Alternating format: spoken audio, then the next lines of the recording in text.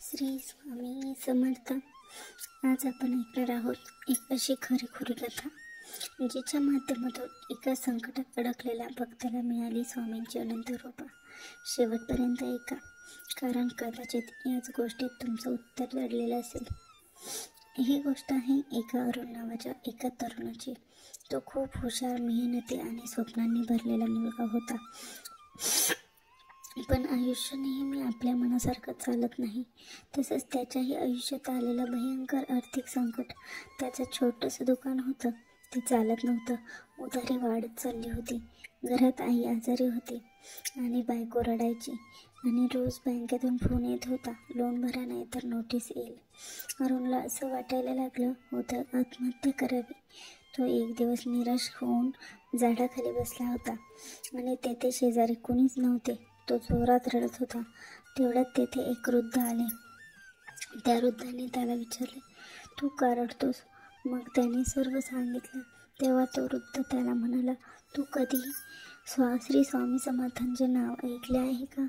तेव्हा अरुण म्हणाला, हो, पण माझं नशीबच वाईट आहे. त्याला स्वामी तरी काय करतील? तेव्हा त्या वृद्धाने त्याला सांगितलं, गुरुवारी उपवास कर आणि फक्त श्री स्वामी समर्थ यांचं 108 वेळा नामस्मरण कर. तो वृद्ध दिसत नसा झाला.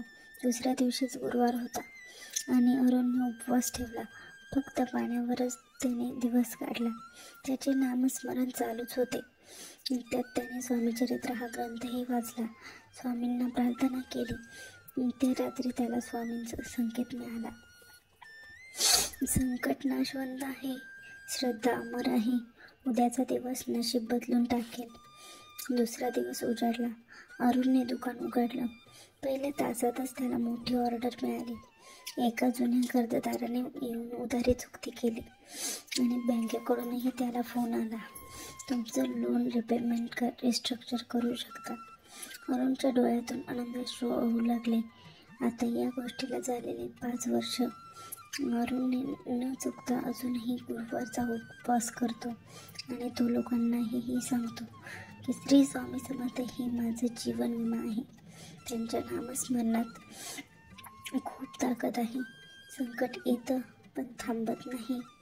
स्वामी माझ्यासोबत असतात.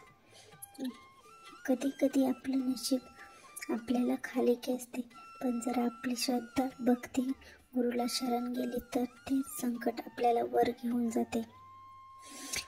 आज ही गोष्ट ज्या कोणी ऐकली त्यांच्यासाठी माझं एकच सांगणं, फक्त एक गुरुवार आणि मनापासून घेतलेलं स्वामींचं नामस्मरण पूर्ण आयुष्य बदलून टाकेल. श्री स्वामी समर्थ. श्री गुरुदेव दत्त. श्री स्वामी समर्थ.